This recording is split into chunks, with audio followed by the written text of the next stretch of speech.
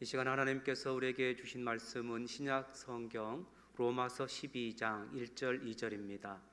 신약 성경 256쪽 로마서 12장 1절 2절 말씀입니다.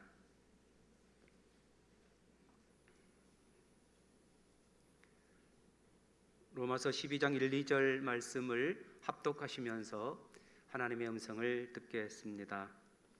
그러므로 형제들아, 내가 하나님의 모든 자비하심으로 너희를 권하노니 너희 몸을 하나님이 기뻐하시는 거룩한 산 제물로 드리라. 이는 너희가 드릴 영적 예배니라. 너희는 이 세대를 본받지 말고 오직 마음을 새롭게 함으로 변화를 받아 하나님의 선하시고 기뻐하시고 온전하신 뜻이 무엇인지 분별하도록 하라. 아멘. 짐승과 사람의 가장 큰 차이점 하나는 예배에 있습니다. 아무리 지능이 뛰어난 영장류라 한다 할지라도 사람이 아닌 짐승인 이상 그들은 예배할 수 없습니다. 하지만 아무리 미개하다 할지라도 인간인 이상 그들은 예배하게 되어 있습니다. 이렇게 예배하게 되냐 안 하냐라는 것을 결정짓는 것은 하나님의 창조에 있습니다. 하나님께서 짐승을 창조하시고 사람을 창조하셨는데 동일하게 흙으로 창조하셨습니다. 창세기 1장에 보니까 하나님께서 말씀으로 모든 것을 창조하셨는데 2장 19절에 보니까 하나님께서 흙으로 동물과 짐승을 만드셨다고 말씀하고 있습니다. 그러니까 사람과 짐승이 똑같이 살이 있고 몸이 있습니다. 그러나 다른 것이 있다면 사람은 하나님의 형상과 모양대로 창조되었습니다. 그리고 하나님은 사람에게 생기를 불어넣으셔서 사람이 생명이 되었다고 말씀하고 있지요. 이렇게 하나님께서 사람을 하나님의 형상대로 모양대로 창조하신 목적은 하나님과 사람이 교제할 수 있게 하신 것입니다. 하나님 앞에서 사람이 예배할 수 있게 된 것이지요. 그래서 예배할 때 우리 가운데 참 만족이 있고 예배할 때에 우리 가운데 기쁨이 있는 것은 예배하는 존재로 지어졌기 때문에 그렇습니다. 아멘. 그러니까 사람과 짐승의 가장 큰 차이점이 예배인데, 근데 또 한 가지 의문이 생깁니다. 왜냐하면 우리 주위에 또 우리가 잘 알고 있는 사람 예배하지 않고 있는 분이 있거든요. 분명히 사람인데. 하지만 우리가 예배라는 용어에 익숙해 있는 것은 뭐냐면 찬양하고 기도하고 또 예물 드리고 정해진 시간의 순서에 따라서 드리는 그 예배에 익숙하다 보니까 이것이 전부인 것처럼 보이지만 실제로 우리 주위에 있는 예배 드리지 않는 분들이 예배 드리는 것이 아닌 것이 아닙니다. 예배 드리고 있습니다. 그것이 우리가 생각할 때 헛되다고 생각하지만 그분들 나름대로 가장 소중한 취미 생활일 수 있고 물질일 수 있고 그들의 삶의 전반적인 것을 또 이렇게 붙잡고 있는 그런 것들이 그들은 예배의 형태로 드리고 있는 것입니다. 하지만 사람들의 실상이 어떻습니까? 하나님을 예배하도록 지어졌는데 다른 것을 예배할 때에 영적 공허함은 메꿀 수가 없습니다. 우리가 아무리 세상에 좋은 것을 가진다 할지라도 영적인 존재로 지어졌기 때문에 하나님께서만 주시는 그 은혜가 필요한데 이것이 없기 때문에 그 영적 공허함을 메우기 위해서 더 자극적인 것을 찾고 더 쾌락적인 것을 찾는 것이 바로 사람들의 실상입니다. 그래서 어떤 사람들은 또 다른 것을 찾아 섬기는데 로마서 1장 23절에서 정확하게 그들이 무엇을 섬기는지를 지적하고 있습니다. 제가 로마서 1장 23절을 읽겠습니다.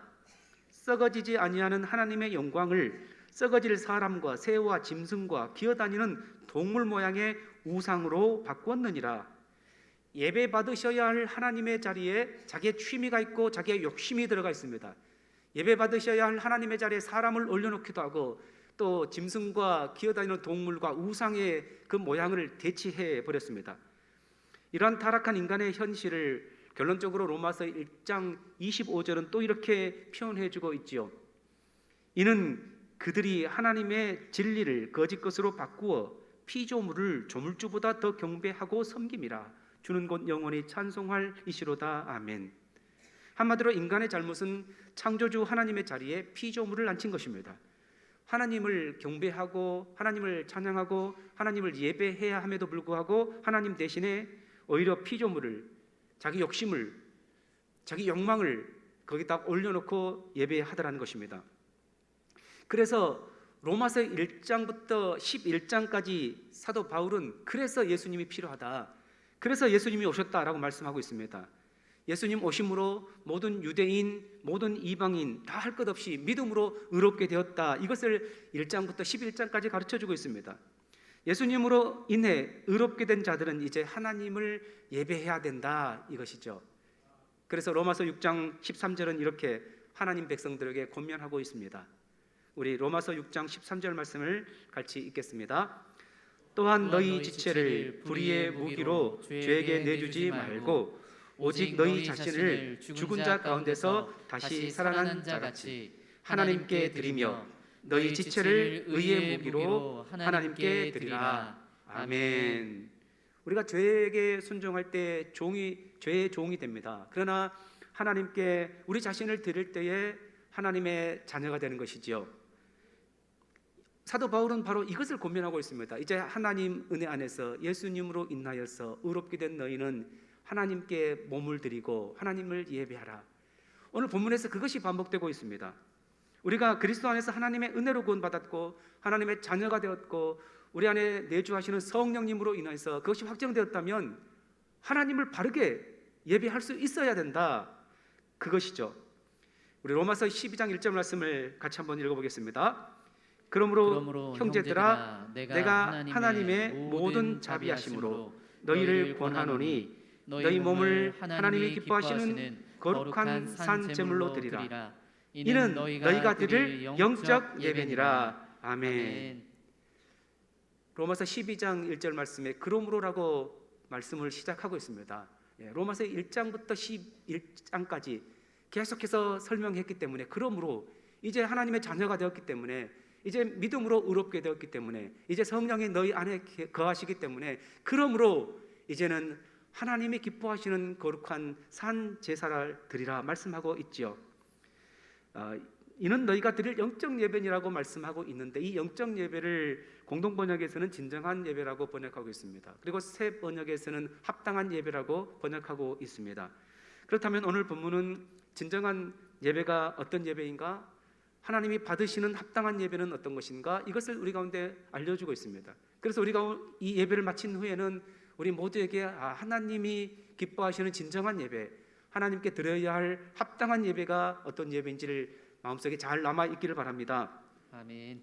먼저 우리가 드려야 할 진정한 예배, 합당한 예배는 우리 몸을 제물로 드리는 예배라고 말씀해 주고 있습니다. 그래서 12장 1절 하반절에 너희 몸을 하나님이 기뻐하시는 거룩한 산 제물로 드리라, 이것이 바로 너희가 드릴 영적 예배다, 우리 가운데 말씀하고 있습니다. 우리가 예배 그러면 우리 몸을 통해서 예배 드려야 되는데, 특별히 우리의 마음속에 계속 예배 그러면 찬양하고 또 기도드리고 그리고 말씀 듣고 이렇게 기존의 그 예배 순서에 따라서 드리는 그 예배가 딱 각인되어 있거든요. 그래서 그것이 더 신령한 예배인 것처럼 보이고 영적인 예배인 것처럼 보이는데, 오늘 본문에서는 그것도 예배지만 우리 몸을 통해서 몸을 산 제물로 드리는 것이 오히려 더 영적 예배인 것을 분명히 말씀해 주고 있죠. 오늘 본문 1절에서 하나님이 원하시는 예배는 우리의 몸을 원한다고 말씀하고 있습니다. 예배 드리는 사람을 원하는 것이죠. 우리가 말씀을 듣다 보면 나도 모르는 사이에 이렇게 앉아 있지만 생각은 어떤 생각이 있습니까? 내가 주식에 투자했는데 그것이 과연 얼마나 오를까 내릴까 계속 그것만 생각하고 계신 분이 혹시 있습니까? 또 집을 좀 샀는데 그것이 계속적으로 또 올라야 되는데 오르지 않고 있을 때에 계속 그것이 마음속에 남아있다면, 우리가 몸은 와 있지만 마음은 다른 데가 있지 않습니까? 이 몸으로 하나님께 예배드리라는 것은 몸과 내면에 전 인격적으로 하나님 앞에 드리라는 그런 의미가 있습니다. 창세기 4장의 가인과 아벨의 제사 여러분 아시죠? 가인과 아벨이 하나님께 각각 제사를 드렸습니다. 가인은 농사꾼이었기 때문에 땅의 소출로 하나님께 제사를 드렸죠. 아벨은 양치는 자였기 때문에 양의 첫 새끼와 그 기름으로 하나님께 예배를 드렸습니다. 결과가 무엇이었습니까? 하나님께서 가인과 그의 제물을 받지 않았습니다. 하나님께서 아벨과 그의 제물을 받으셨습니다. 중요한 것은 뭐냐면, 보통 우리가 예배 드릴 때에 우리가 드린 그 예배만 하나님이 받으셨다, 그 예배를 받지 않으셨다가 아니고, 내가 드리는 예배와 나를 받으시는가, 나와 예배를 받으시기를 원하십니다. 하나님께서는 나의 전 존재를 예배자로 받으시기를 원하시는 것이죠. 아멘. 장신대에서 예배학 교수로 재직하시다가 지금은 인천 주안교회를 섬기시는 우리 주송중 목사님의 다시 예배를 꿈꾸다라는 책이 있습니다. 그 책에서 광주리 교인에 대해서 이야기해주고 있습니다. 여러분 광주리 아시죠? 이 광주리를 물속에 딱 넣으면 광주리 안에 물이 가득 차게 됩니다. 하지만 광주리를 물에서 건져내는 순간에 광주리에 가득 차 있던 물들은 다 빠져나가고 없습니다. 오직 광주리만 남죠. 마찬가지로 예배 드릴 때는 믿음이 충만한 것 같은데 세상에 나가면 믿음을 찾아볼 수 없는 이런 교인들, 빗대어서 광주리 교인이라고 이야기해주고 있습니다. 이는 우리의 예배와 삶이 분리되어 있기 때문에 그렇습니다. 하지만 그 책에서 진정한 예배라는 것은 축도 이후에 삶부터 시작된다. 그리고 다음 예배 전까지의 그 삶을 어떻게 살았는가, 이것이 진정한 예배다고 알려주고 있습니다. 예, 그렇습니다. 우리의 몸을 가지고 살아가는 하루 24시간 그리고 일주일 내내 우리는 하나님 앞에서 어떻게 살아가는가, 이것이 바로 하나님이 보시는 예배라는 것입니다. 우리가 주일날 1시간 또는 1시간 반 정도 예배 드리는 것, 이것이 내가 하나님께 드리는 예배 전부라고 생각하면 오산입니다. 오히려 하나님은 우리의 인생 전체를 통해서 그것을 예배로 받으시기를 원하시기 때문에 그렇습니다. 아멘. 그래서 고린도 전서 10장 31절에서 사도 바울은 이렇게 말씀해주고 있죠. 그런즉 너희가 먹든지 마시든지 무엇을 하든지 다 하나님의 영광을 위하여 하라. 아멘. 우리가 예배 드릴 때만 하나님의 영광을 위해서 우리의 마음을 들여서 진심을 다해서 드리는 것, 이건 너무너무 중요하지만 그럼에도 불구하고 하루 삼시세끼 먹든지 마시든지 그리고 잠을 자든지 그리고 일터에서 일을 하든지 누구를 만나든지 그때도 우리의 의식 속에서는 살아계신 하나님 앞에서 내가 먹고 하나님의 영광을 위해서 내가 이 일을 감당하는 것임을 믿어야 할 것입니다. 마틴 루터킹 목사님이 워싱턴 시를 걷고 있었는데 저 앞에서 어떤 한 흑인 청소부가 막 욕설을 하고 짜증을 내면서 막 빗질을 하고 있었습니다. 대체 가보니까 짜증 낼만 했습니다. 너무 지저분하고 더러운 그런 곳이었습니다. 그때 목사님은 그의 곁에 조용히 다가가서 이복의 젊은이, 하나님께서 자네에게 맡기신 지구의 한 모퉁이를 쓸고 있다는 자부심을 가질 수는 없겠나 하고 등을 두드려 줬다는 이야기입니다. 여러분, 청소부는 비록 도시의 한 모퉁이를 쓸고 있었지만 실은 하나님의 걸작품인 지구의 한 부분을 깨끗이 하기 위해 청소하고 있었습니다. 이처럼 그런 자부심을 가지고 청소하는 것조차도 살아계신 하나님께서 예배로 받아주신다는 것입니다. 요즘 코로나 시대로 인해서 계속 장기화되면서 우리의 필요가 더 쌓이고 있지만 또 집에서도 마찬가지 아닙니까? 이제 우리 아이들이 방학이 끝나서 개학을 하고 또 교육부에서는 대면 학교 수업을 이제 한다고 하니까 또 우리의 시름이 좀 놓이기도 합니다만 계속적으로 아이들이 집에 있고 또 재택근무 때문에 남편도 집에 있으면서 온 식구가 함께 머무르면서 부작용이 참 많이 있는 것 같습니다. 서로의 의견 충돌로 인해서, 생각 차이로 인해서, 기대하는 것 때 기대에 부응하지 못한 것 때문에 막 서로 싸우기도 하고 갈등도 생기는 그런 시절을 우리가 실은 보내고 있습니다. 이럴 때 남편이 아내를 대할 때에 지금 내 곁에 있는 아내는 하나님께서 짝지어주신 아내이지만 동시에 살아계신 하나님의 형상을 따라 하나님이 지금 내 곁에 있는 그런 존재로 생각하면서 집안일을 함께하고 이야기를 들어주면서 지낸다면 이것이 어쩌면 살아계신 하나님 앞에서의 가정생활 자체가 예배가 될 수 있다는 것입니다. 지금 나에게 하나님께서 허락하신 이 자녀가 엄마 입장에서 단순히 그냥 내 배에 아파서 낳은 아들이라기보다도 살아계신 하나님이 잠시 나에게 맡겨주신 왕자와 같은 한 국가의 왕자를 지금 하나님께서 나에게 맡겨주신 그런 마음으로 잘 섬기고 말 듣지 않아도 그냥 타이르면서 섬기는 마음으로 그렇게 양육한다면 그 양육 자체가 살아계신 하나님 앞에서 몸으로 드리는 한 예배가 될 수 있다는 것입니다. 직장생활하기도 참 쉽지 않죠. 그럼에도 불구하고 하나님 앞에서 직장에서 일을 하고 또 함께 만나는 동료들에게 한 사람 한 사람이 다 나에게 붙여주신 살아계신 하나님께 대하는 그런 마음으로 섬긴다면 직장생활 자체도 하나님께서 거룩한 예배로 우리 가운데 인정해 주신다는 것입니다. 그래서 1절 하반절에 너희 몸을 하나님이 기뻐하시는 거룩한 산 제물로 드리라. 이것이 바로 너희가 드릴 영적 예배라는 것은 우리의 일상에서 살아가는 매 순간 살아계신 하나님이 받으시는 거룩한 예배다. 이런 마음으로 일하고 생활하고 밥 먹고 잠을 자라는 이야기인 줄 믿습니다. 우리 모두 그렇게 하나님이 받으시는 거룩한 산 제사로 하루하루를 살아가는 우리가 되시기 바랍니다. 아멘. 1절에서 하나님이 받으시는 예배는 몸으로 일상에서 살아가는 삶임을 말씀한 다음에 이제 2절에서는 예배자로 살아가는 우리의 삶의 자세에 대해서 말씀하고 있습니다. 그 자세는 이 세대를 본받지 말라는 것입니다. 2절 상반절에 너희는 이 세대를 본받지 말고 라고 말씀해 주고 있죠. 여기서 이 세대를 본받지 말라, 이 세상을 본받지 말라는 그런 말입니다. 이 세상의 가치관, 이 세상의 시대 정신, 이 시대의 유행, 이런 것들을 따라가지 말라, 본받지 말라, 모방하지 말라라는 것이죠. 여러분, 우리가 살아가는 이 세상, 왜 하나님께서는 말씀을 통해서 본받지 말라고 할까요? 따라가지 말라고 할까요? 예, 그렇습니다. 이 세상의 공중 권세 잡은 자는 마귀이기 때문에 그렇습니다. 이 세상에는 여전히 마귀가 공중 권세 잡고 왕노릇하면서 또 불신의 영이 이 땅을 꽉 잡고, 불순종의 영이 꽉 잡고 있거든요. 그런데 이 세상의 특징이 뭡니까? 이 세상의 특징은 악한 것입니다. 악함, 포악함. 이 세상의 특징은 음란함입니다. 요즘에 동성애를 인권이라는 미명하에 아름답게 묘사하면서 소수를 보호하겠다고 대다수의 국민의 이런 역차별을 강행하고 있는 평등법 있죠. 이것이 21대 국회에서만 4번째 발의됐더라고요. 자신들을 키워준 할머니가 잔소리한다고 할머니를 살해한 10대 형제들의 끔찍한 범행, 이것이 이리 충격이 가시기도 전에 나무를 캐다 파는 60대 할머니에게 고등학생 4명이 다가가서 담배 심부름을 시키면서 안 듣는다고 꽃으로 머리를 수차례 내리친 사건, 계속해서 뉴스에 나오지 않습니까? 이 세대가 얼마나 반인륜적이고 폭력적인지 악한지를 보여주는 단적인 예입니다.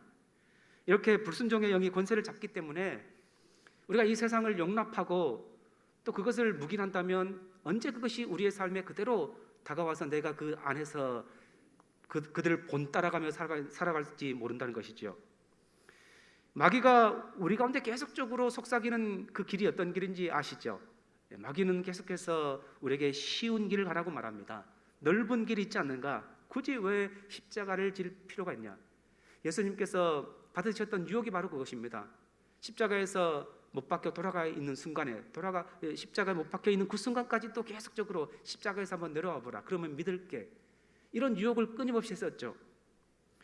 왜 굳이 고달픈 길을 가려고 하느냐? 얼마든지 편하고 쉬운 길이 있는데 세상은 여러분 길이 넓고 그리고 사람들이 찾는 지가 많습니다. 그런 길로 가도록 우리를 계속해서 부추기는 것이 바로 마귀의 전략입니다.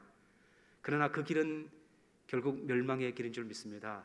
우리가 걸어가야 할 길은 좁은 문이고 길이 협착하지만 하나님께서 가게 하시는 그 길을 우리는 걸어갈 수 있어야 됩니다. 아멘. 요한일서 2장 16절은 이 세상의 것이 무엇인지 구체적으로 말씀해 주고 있습니다. 제가 읽어보겠습니다. 이는 세상에 있는 모든 것이 육신의 정욕과 안목의 정욕과 이생의 자랑이니 다 아버지께로부터 온 것이 아니고 이 세상으로부터 온 것이라. 육신을 따라 살게 만들죠. 그리고 또한 눈을 즐겁게 하고 귀를 즐겁게 하는 것을 찾아 나서게 합니다. 우리가 세상에 주목하면 주목할수록 어떻게 하면 사람들에게 인정받을까?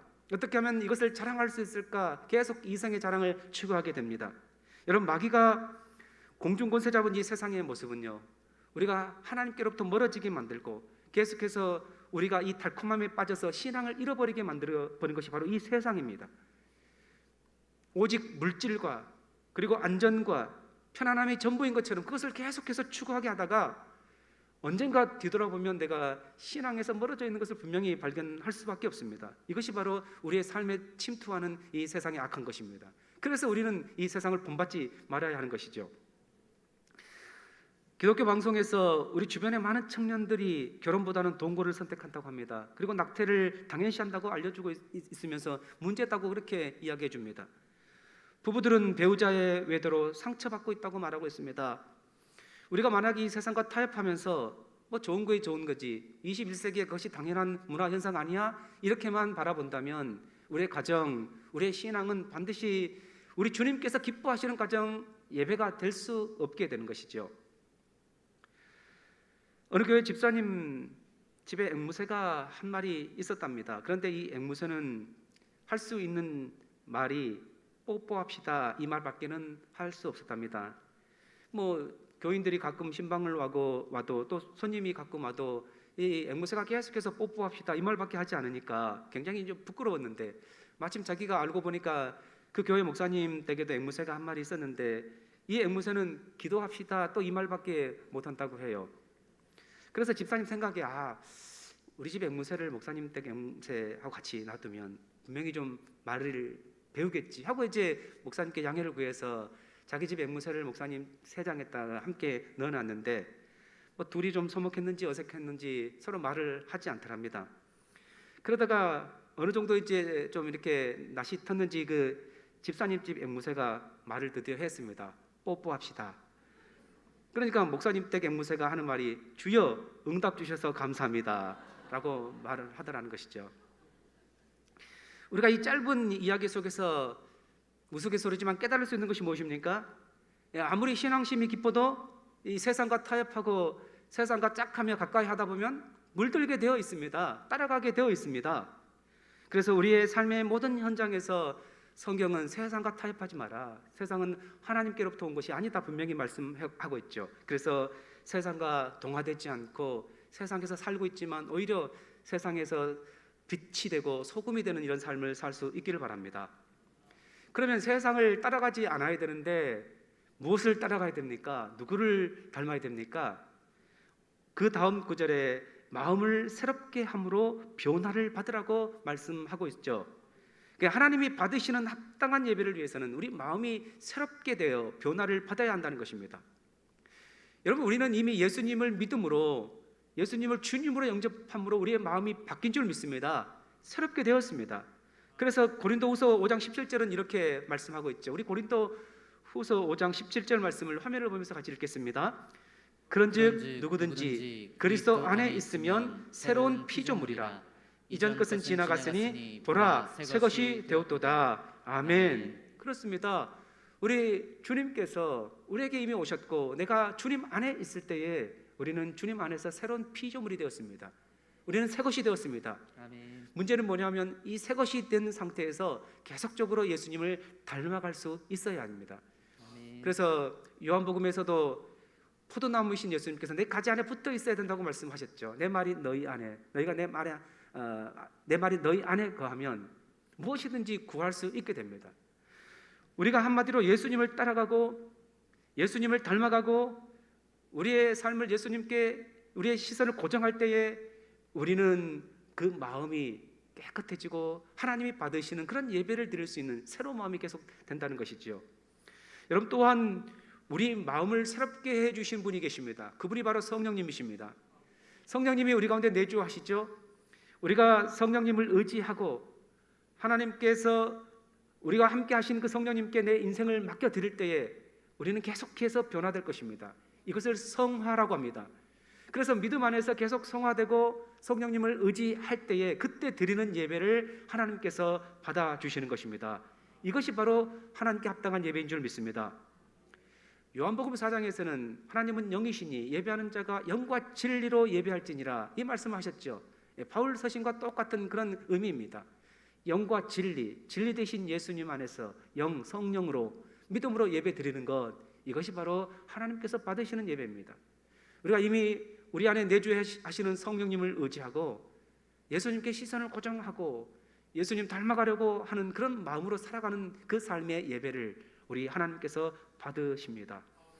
오늘 본문은 주님이 받으시는 합당한 예배가 어떤 예배인지 우리 가운데 분명히 말씀해 주셨죠.